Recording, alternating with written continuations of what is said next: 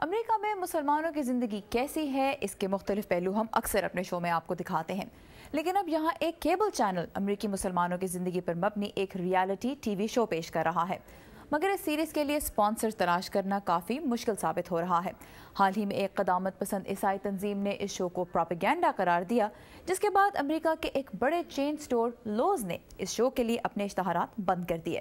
عمران صدیقی بتا رہے ہیں کہ اس فیصلے پر یہاں کیا رد عمل ظاہر کیا جا رہا ہے۔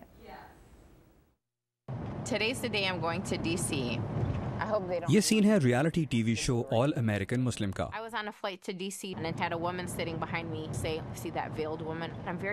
جس کا مقصد امتیازی سلوک کی جانب توجہ دلانا ہے۔ مسلم امریکی رہنماؤں کا کہنا ہے کہ نیشنل چین سٹور لوز کی جانب سے اس شو کی اسپانسرشپ ختم کرنے کا فیصلہ بھی امتیازی رویے کی ہی ایک شکل ہے۔ میں بہت مایوس ہوں، ایسے فیصلوں سے نفرت پھیلتی ہے، یہ امریکی اقدار کے خلاف ہے، یہ سریعاً تعصب ہے۔ میرے خیال میں یہ افسوس کی بات ہے کہ لوز کارپوریشن جو سب کو ساتھ لے کر چلنے کی بات کرتا ہے، متعصب لوگوں کے آگے جھک گیا ہے۔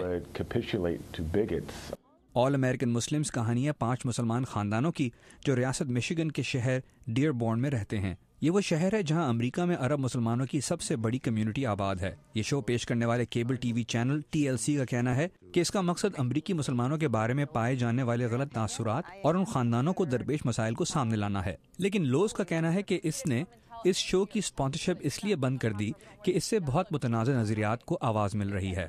لیکن اس اعلان سے پہلے فلوریڈا فیملی ایسوسی ایشن نام کے ایک گروپ نے اس شو پر پروپیگنڈا کا لیبل لگا دیا تھا۔ ان کے مطابق اس شو میں صرف وہ امریکی مسلمان دکھائے جا رہے ہیں جو بالکل عام لوگوں کی طرح نظر آتے ہیں۔ وائس آف امریکہ نے اس گروپ سے بات کرنے کی کوشش تو کی، لیکن کوئی جواب نہیں ملا۔ ڈینیل کا تعلق واشنگٹن کے پبلک ریلیجن ریسرچ انسٹی ٹیوٹ سے ہے۔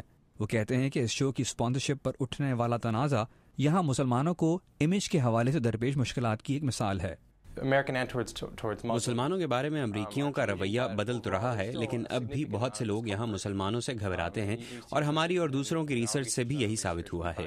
ہم دیکھتے ہیں کہ امریکیوں کی اپنے علاقے میں مسجد کے قیام، اسکول میں مسلمان ٹیچرز اور خواتین کے برقعے کے بارے میں رائے بٹی ہوئی ہے، اور بعض مذہبی گروپ جیسے کہ سفید فام تبلیغ پسند عیسائی اس بارے میں بہت زیادہ پریشان نظر آتے ہیں۔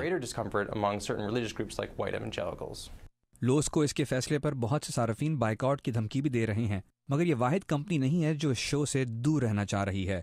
ٹریول ویب سائٹ kayak.com نے بھی اپنے اشتہارات بند کرنے کا فیصلہ کیا ہے، لیکن ان کا کہنا ہے کہ وہ کسی تنظیم سے متاثر نہیں ہو رہے، بلکہ ان کے خیال میں یہ شو کچھ خاص نہیں ہے۔